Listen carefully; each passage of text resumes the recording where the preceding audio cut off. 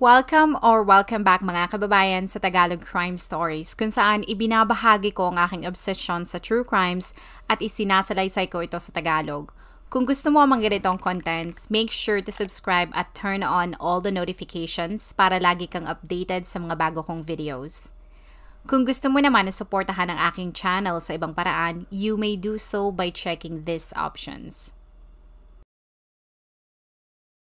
Ang kwento na pag-uusapan natin ngayon ay nangyari sa Arlington, Texas. Ang lugar na ito ay makikita sa pagitan ng Dallas at Fort Worth, Texas. Ito ay isa sa mga lugar kung saan magandang bumuo ng pamilya dahil kilala ito bilang isa sa mga ligtas na lugar sa Estados Unidos. Pero noong gabi ng October 12, 1994, nakatanggap ng tawag ang detective sa Arlington Police Department mula sa isang babae na nagngangalang Mona Lisa, na gustong i-report na hindi niya makontak ang kanyang Filipinang kaibigan na si Emily Reeves. Ayon sa kanya, ang huling beses na nakausap niya ang kaibigan ay noong umaga ng October 11. Nakatanggap din ng isa pang tawag ang mga detectives sa isa pang kaibigan ni Emily dahil hindi ito sumasagot sa kanyang cellphone at kanyang pager. Pinuntahan agad ng pulisya ang tinitirhan ni Emily pero nang makarating sila sa bahay ay walang sumasagot dito bukod sa mga aso na tumatahol. Nang sinilip nila ang garahe ay nakita nila ang isang aninong tao na nagtatago sa likod ng sasakyan.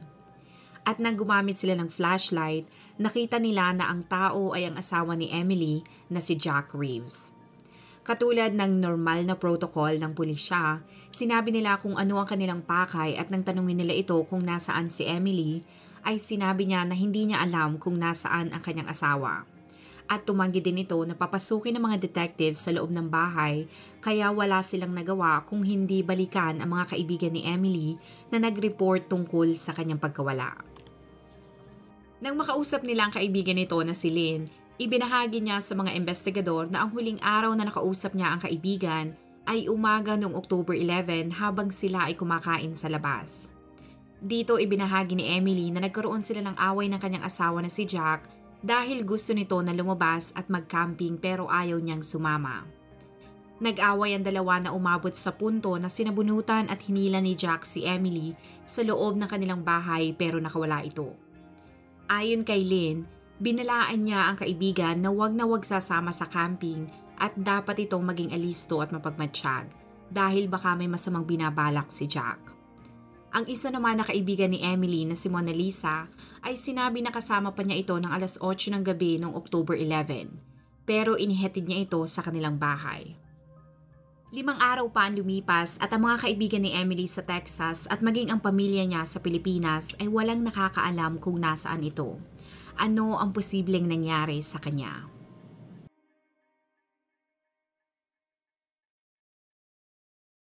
Walang gaanong impormasyon tungkol kay Emily bukod sa siya ay tubong Cebu.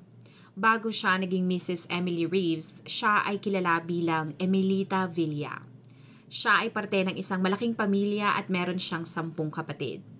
Sila ay sama-samang namumuhay sa isang maliit na barong-barong na meron lamang isang kwarto at isang tulugan. Pero kahit mahirap, lumaking masayahin at maganda si Emilita.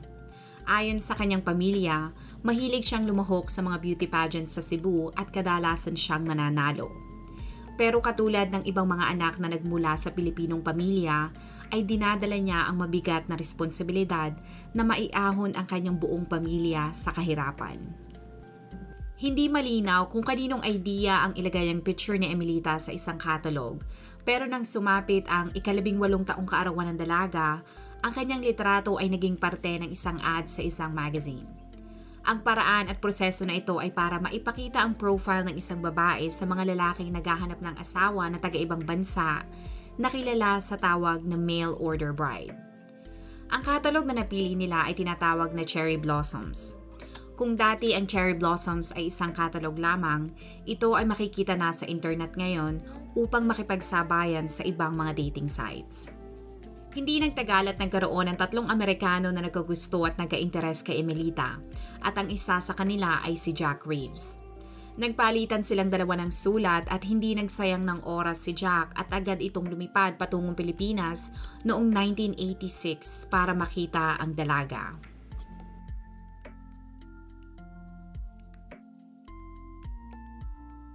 Si Jack Reeves ay 46 na taong gulang nang sila ay magkitang dalawa ni Emelita. Siya ay isang retradong sundalo na isa ng pintor. Ayon sa mga tao na nakawitness sa pagkikita ng dalawa, umiyak si Emelita nang makita ang Amerikano dahil hindi nito inaakala na mas matanda pala ito sa personal. Nang makita ni Jack ang reaksyon ni Emelita, sinigurado niya na makukuha nito ang kamay ng dalaga, kaya gumamit siya ng pera. Binigyan niya ang ama ni Emelita ng pera at pinangakuan niya ito ng buwanang sustento kapag pinayagan niya na magpakasal sila ni Emelita. At dahil sa mga pangakong magandang buhay sa Amerika at sa hirap ng kanilang buhay sa Pilipinas, kinumbinsi ng ama ni Emelita ang dalaga na piliin at pakasalan si Jack para makarating siya sa Estados Unidos.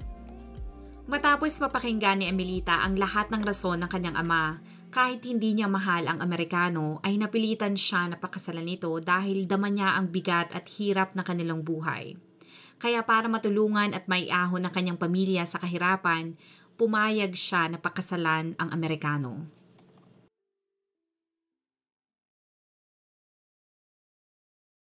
Hindi nagtagal ay sumakay ng eroplano papuntang Arlington, Texas si Emelita.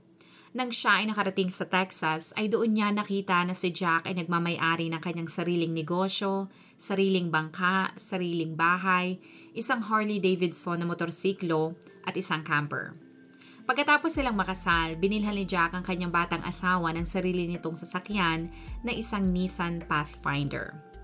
Bukod dito ay sinigurado din niya na meron itong cellphone, sarili niyang pager, at buwan ng sustento para ito ay makapag-shopping ng sarili niyang mga damit. At katulad ng kanyang ipinangako sa ama ni Emelita, pinapadalhan niya ang mga ito ng $250 bilang buwan ng sustento. Sa mata ng ibang mga tao na nakakarinig ng impormasyon na ito, maaaring normal na sabihin nila na napakaswerte ni Emelita kay Jack. Pero ang mga kaibigan ng dalaga ay sinabi na agad itong nabalot at nakadama ng kalungkutan dahil sa ibang pamumuhay sa Amerika. Sa pagdaan ng mga araw ay nararamdaman niya na siya ay mag-isa dahil ang kanyang asawa ay hindi malimit lumabas at wala din itong masyadong mga kaibigan. Ang ugali ni Jack ay kabaligtaran ni Emelita na palakaibigan at sanay siyang napapaligiran ng maraming tao, kaya nahirapan siyang mag-adjust sa bago niyang buhay sa Amerika. Ilang taon ang lumipas at hindi nagtagal, nakakita ng isang Filipino community si Emelita at dito siya nagsimulang makakilala ng mga bagong kaibigan. Pero nang nakaka-adjust at nagiging maayos na ang buhay ni Emelita sa Amerika, ay kabaligtaran naman ang nangyayari sa kanilang pagsasama ni Jack. Sa simula ng kanilang pagsasama ay alam ni Jack na hindi siya mahal ni Emelita. Pero umaasa ito na matututunan siya nitong mahalin pero ayon sa mga kaibigan at sa tingin ng ibang mga tao sa paligid nila, ay hindi natutunang mahalin ni Emelita ang asawa. Pero kahit magulo ang kanilang relasyon, nabuntis pa rin si Emelita at ipinanganak niya ang kanilang nag-iisang anak na lalaki noong early 1990s na tatawagin nating Theo. Ang pagkakaroon ng anak ni Emelita ay hindi nagustuhan ni Jack dahil hindi mawala sa isip nito na nanlalaki at may kalaguyo ang kanyang asawa. Ayon sa kaibigan ni Emelita, bago siya manganak ay hiniling ni Jack na ipalaglag nito ang bata dahil hindi siya naniniwala na siya ang ama nito. Pero nang hindi pumayag si Emelita, ay pagkapanganak niya ay ipinadala sila ni Jack sa Pilipinas. Sa loob ng 2 taon, sa Cebu na nirahan si Emelita at Theo. Habang nasa Pilipinas ay pinadalhan niya si Jack ng litrato ng kanilang anak at dahil sa napansin nito na kamukha niya ang bata ay nakumbinsi siya na anak niya talaga ito. Agad niyang kinumbinsi si Emelita na bumalik sa Estados Unidos at agad namang bumiyahe papuntang Amerika ang kanyang mag-ina. Pero nang nakabalik sila sa Estados Unidos ay nag-iba na ang lahat. Sa loob ng 2 taon na hindi sila nagsama ay nakipagrelasyon at nakipag-live-in si Jack sa isang babae na galing Russia na nakilala din ito sa isang catalog. Ayon sa kapitbahay ni Jack, lagi nilang nakikita ang babae na naglalakad sa kanilang lugar pero isang araw ay hindi na nila ito nakita. Nang tanungin nila si Jack ay sinabi nito na iniwanan siya ng babae at sumama sa ibang lalaki.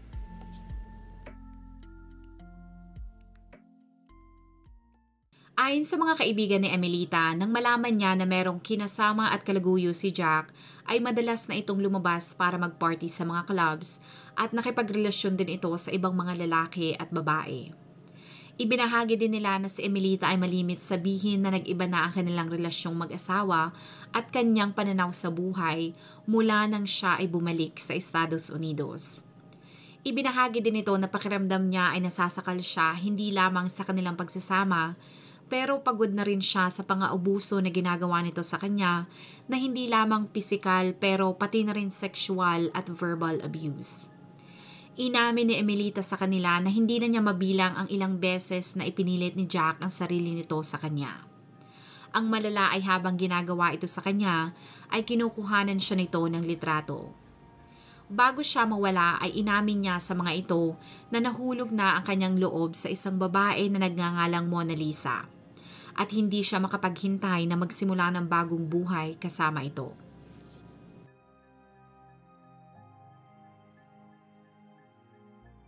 Dalawang araw ang lumipas at nakita ng mga investigador ang sasakyan ni Emelita sa parking lot ng isang supermarket. Kaya binalikan nila ang asawa nito na si Jack. Pero katulad ng kanyang sinabi sa mga detectives sa nag-welfare check noong October 11, sinabi niya ulit sa mga investigador na ang asawa niya ay sumama sa karelasyon nitong babae. Pero naniniwala siya na babalik din ito dahil hindi ito ang unang beses na lumayas si Emelita. Isiniwalat ni Jack na ang kaibigan ng kanyang asawa na si Mona Lisa ay hindi lamang kaibigan ng kanyang asawa, pero magkarelasyon ang dalawa.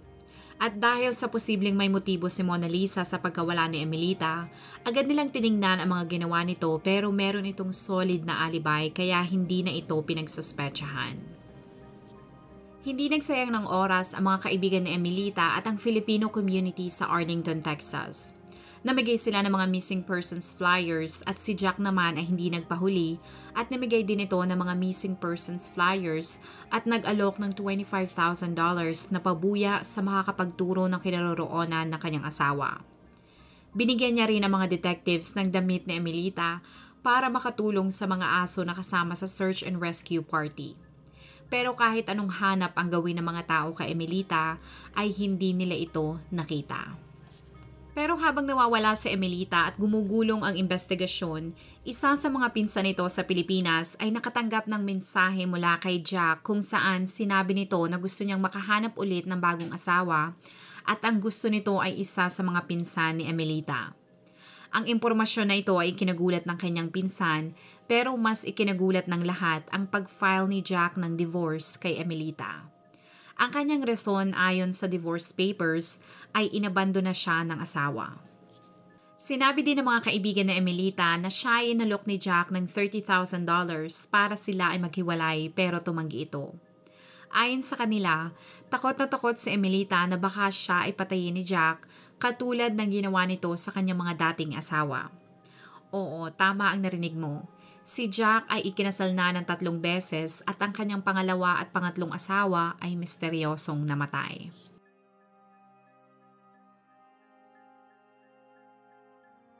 Noong 1960, pinakasalan ni Jack ang kanyang unang asawa na si Amarilis. Pero dahil sa ito ay 15 taong gulang lamang, ipinaanal agad ng ina nito ang kanilang kasal. Pero wala pang isang taon noong 1961, pinakasalan niya ang kanyang pangalawang asawa na si Sharon Vaughn.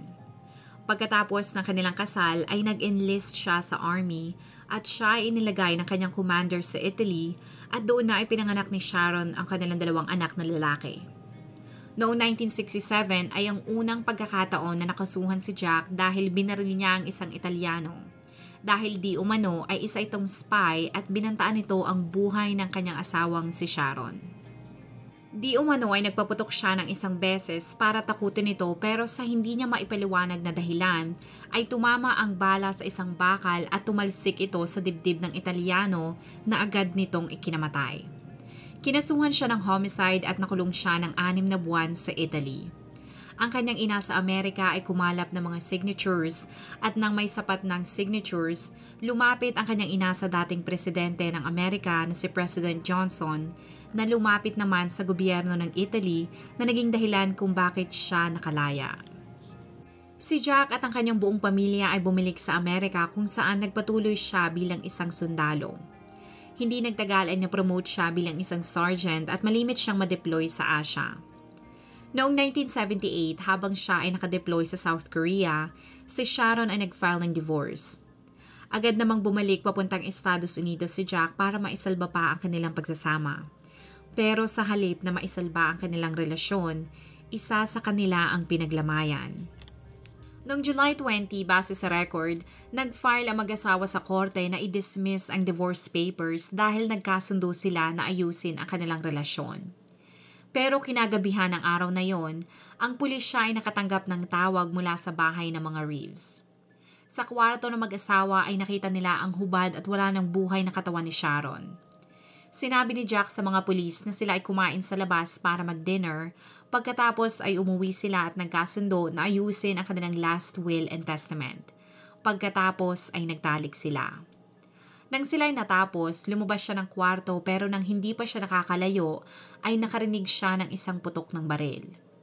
Ang mga pulis ay nakakita ng isang note sa china cabinet na di umano ay isinulat ni Sharon bago siya magpatiwakal. Pero pagkatapos ng investigasyon, inanunsyo ng mga pulis na walang foul play at si Sharon ay kusang nagpakamatay. Pagkatapos maihatid ang kanyang asawa sa huling nitong himlayan ay bumalik ulit si Jack sa South Korea. Dito niya nakilala ang kanyang pangatlong asawa na si Myung Chong noong 1980s na agad niyang dinala sa Amerika. Ayon sa mga nakakakilala kay Jack, bukod sa mga mahal na gamit at pag-aari nito, halos $100,000 ang nakuha nitong benepisyo mula sa Army. Idagdag mo pa dito ang pera mula sa life insurance ni Sharon. Meron din itong nakuhang halos $300,000 na mana mula sa kanyang ama. Mukhang masagana at komportable ang pagsasama ng dalawa sa Amerika pero 6 na taon pagkatapos nilang maikasal, noong 1986, sinundan na naman si Jack ng isang trahedya dahil habang sila ay nagbabakasyon ng kanyang asawang si Myung Chong, ito ay nalunod. Ayon sa kanyang salaysay sa mga investigador, siya ay nag-aayos ng kanyang gagamitin sa pangingisda habang ang kanyang asawa naman ay nasa water raft. At sa ilang segundo niya siya ay hindi nakatingin sa asawa, ay aksidente itong nahulog at hindi na niya ito natulungan sa bilis na mga pangyayari. Ang kapatid ni Myung Chong ay lumipad patungong Amerika at nakita niya ang katawan nito. Agad siyang naalarma dahil nakita at napansin niya ang mga pasa nito sa iba't ibang parte ng katawan. Pero bago pa man siya makalapit at mai-report ang kanyang suspecha sa kapulisan, ay agad ipinakremate ni Jack ang labi nito kaya walang autopsy at investigasyon na nangyari. Wala pang 1 taon pagkatapos mamatay ni Myung Chong, ay nakilala ni Jack si Emilita sa isang catalog.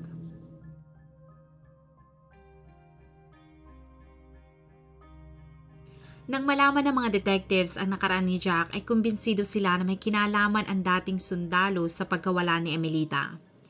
Kinuwestiyon at dinala nila ito sa police station pero kahit ilang oras ang inabot ng interrogation ay pilit pa rin ang pagtanggi nito na may kinalaman siya sa pagkawala ni Emilita. Dahil sa wala silang makuha mula dito at wala silang physical evidence na magdadawit sa kanya, ay binalikan ng mga detectives ang kaso ng dati nitong asawa na si Sharon at doon sila nagkaroon ng break. Ayon sa record, dahil sa idiniklara na nagpakamatay si Sharon dati, ay walang autopsy na nangyari at 1 litrato lamang ang naitago ng mga pulis. Pero kahit 1 litrato lamang ang nakuha sa crime scene, ay nagbaka sakali pa rin ang mga investigador at ipinadala nila ang litrato sa kanilang blood spatter expert na si Tom Bevel para magsiyasat kung nagpakamatay ba talaga ito. Base sa kanyang pagsisiyasat sa litrato, ang direksyon ng talsik ng dugo sa kwarto at direksyon ng dugo sa hita ni Sharon ay nagpapakita na imposible na nakaupo ito nang pinutok niya ang shotgun. Kaya ayon sa kanyang ekspertong opinyon, si Sharon ay nakatayo nang pumutok ang shotgun pero sa haba ng shotgun ay imposible nitong makalabit ang trigger. Nang malaman ng mga detectives ang resulta ng forensic ballistics ay dito sila nagkaroon ng probable cause para mag-request sa korte na hukayin ang labi ni Sharon. 16 na taon pagkatapos mamatay ni Sharon ay na-autopsy ang kanyang katawan sa kauna-unahang pagkakataon. Lumabas sa autopsy na ang trajectory ng tama ng bala ay pumasok sa kaliwang bahagi ng dibdib ni Sharon at nang pumasok ito sa katawan niya ay pababa ang direksyon nito na sumasang-ayon sa resulta ng forensic ballistics na ginawa ng ekspertong si Tom Bevel na nakatayo si Sharon nang pumutok ang shotgun. Ito ang nagpatatag sa suspetsya na imposibleng makalabit at maabot ni Sharon ang trigger ng shotgun dahil sa haba nito. Sa tulong ng bagong teknolohiya, 16 na taon pagkatapos mamatay ni Sharon, ang sanhi ng kanyang pagkamatay ay binago at ginawa itong homicide.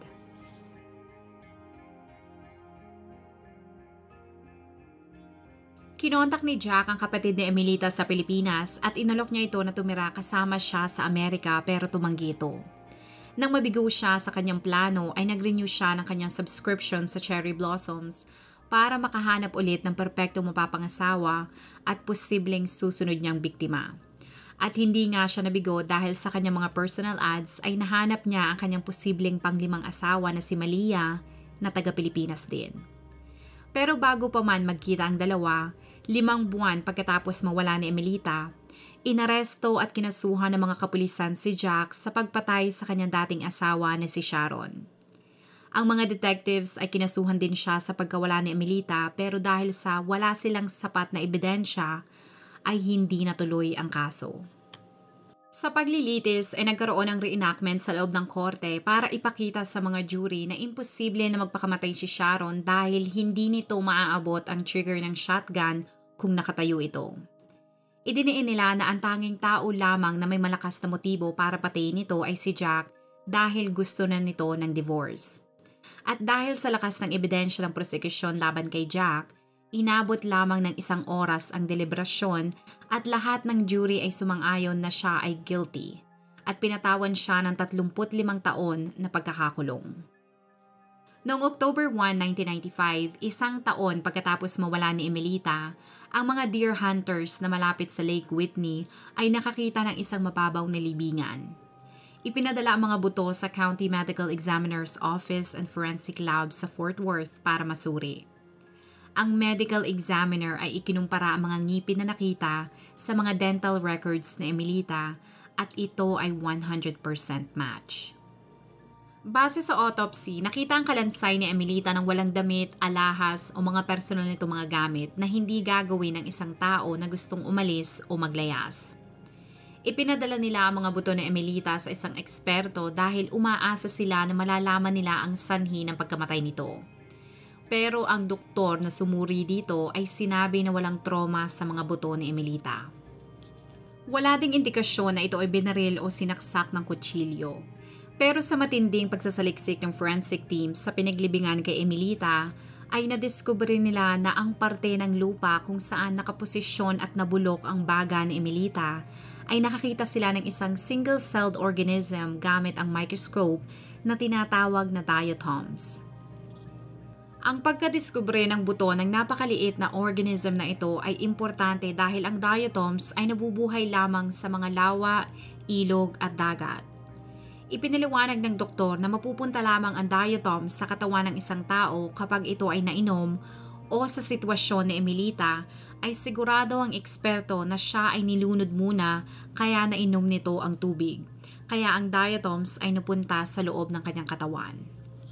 Ang leader ng mga pulis na inatasan sa paglutas sa pagkawala ni Emilita ay isinama ang anak nito na si Theo sa Lake Whitney. Dito itinuro ng bata ang pinaglibingan ng kanyang ina at isinalaysay din niya na bago mawala si Emilita ay sinaktan ito ng kanyang ama. Naniniwala ang mga detectives na si Theo ay kasama ni Jack nang inilibing niya si Emilita malapit sa Lake Whitney. Nang matapos maihanda ng prosekusyon ang kanilang kaso, humarap ulit sa korte si Jack at sa pagkakataong ito, siya ay nilitis sa pagpatay kay Emilita at dahil sa lakas ng nakalap na ebidensya laban sa kanya, katulad ng unang kaso, ang lahat ng jury ay sumang-ayon na siya ay guilty. Noong August 20, 1996, siya ay pinatawan ng 79 na taon sa kulungan at pwede siyang mag-apply ng parol sa 2026. Kung ikaw ay nakinig hanggang sa dulo ng video na ito, maraming salamat sa panonood sa episode na ito. Please consider leaving a comment or i-like ang video na ito. At kung may kaso ka na gusto mong i-cover ko, please let me know. Magandang araw sa'yo, kabayan.